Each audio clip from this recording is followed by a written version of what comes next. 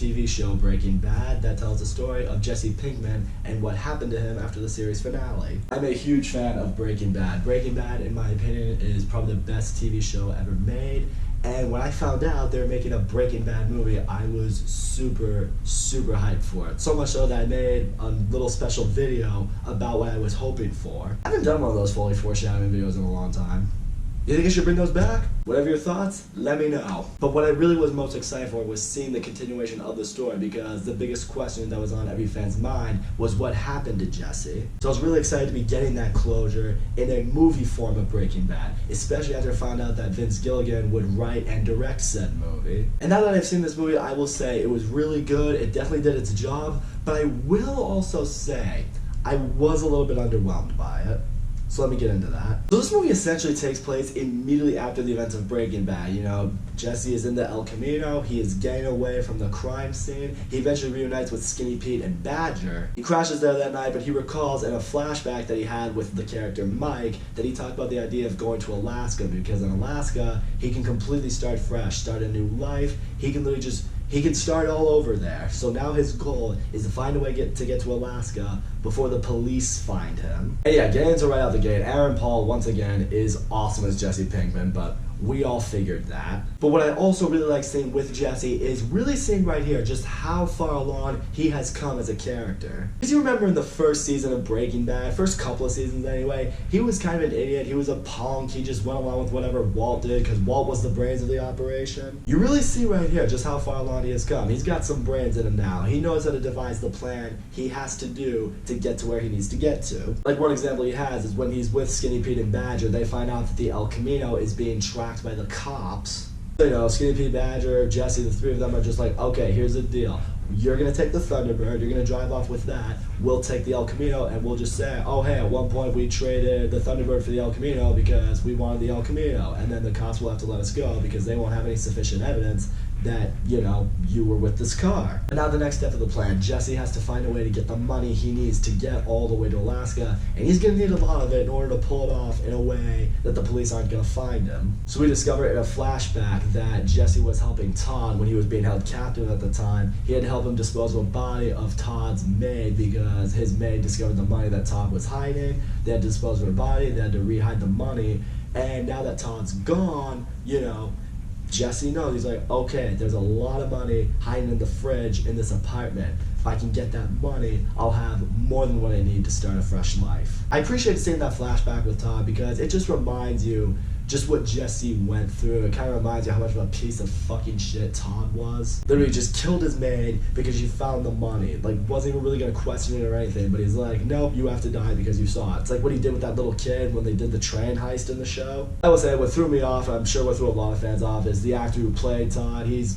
definitely older now. He's also looks like he's put on some pounds, but you know, one theory that I guess some fans have is like, oh, this is from Jesse's imagination, and maybe he's just imagined seeing what Todd looked like, which was, you know, a fat piece of shit. I mean, you kind of gotta let your imagination stretch a little bit on that one, but I mean, I couldn't ignore it. Now Jesse goes to the apartment, but two cops show up, except Jesse discovers at this point that they're in fact not cops. They're posing as cops because they know about Todd's money, so they want the money. But Jesse, who's gotten wise to his words now, is able to negotiate a three-way split between them, so he's able to get some money that he needs from the fridge. He now goes and meets with Sal's partner, who's, you know, responsible for getting guys, you know, away to the safe land, if you will. So Jesse meets with this guy, he's got the money, but unfortunately Jesse's now $1,800 short.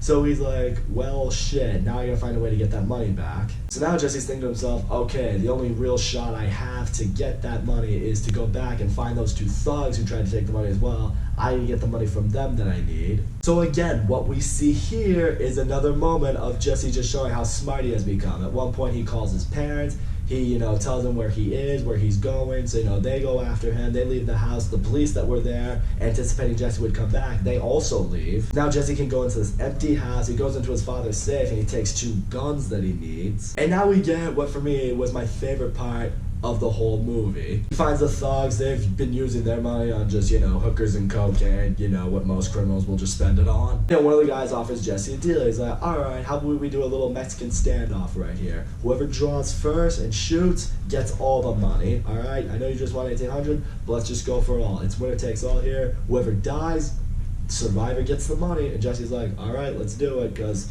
Jesse's got a gun right here. They're just about to draw.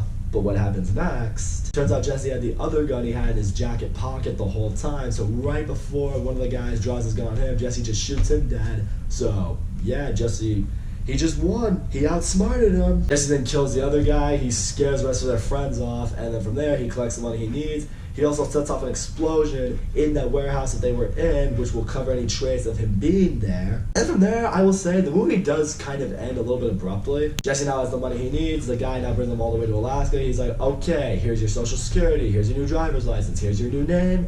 You're now free to go. You can be whoever you want, do whatever you want. You have a clean slate.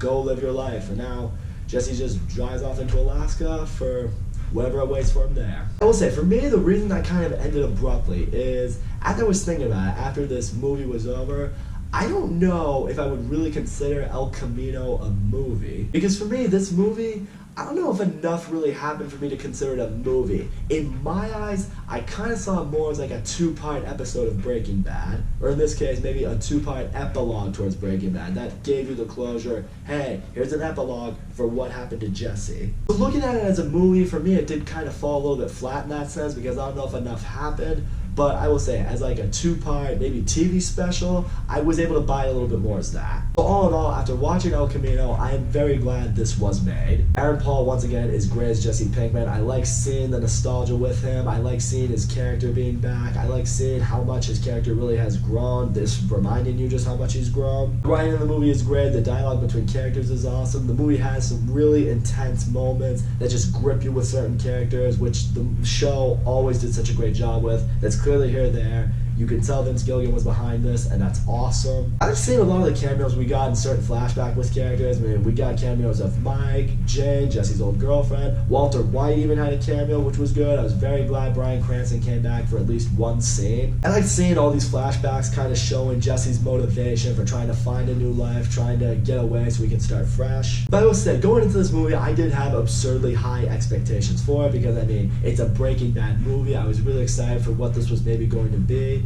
And I will say, I do feel a little underwhelmed by it, because, as I mentioned earlier, it didn't really feel so much like a movie. It felt kind of more like a TV special, which is still fine, but as a movie, I guess I would have wanted a little bit more from it. But in the end, I will say, I'm very glad El Camino was made to provide us the closure for Jesse, and also, in a way, provide us official closure for Breaking Bad. That's all I gotta say, guys. Thank you so much for watching my video. Don't forget to leave a comment, like, subscribe, and I'll see you all next time.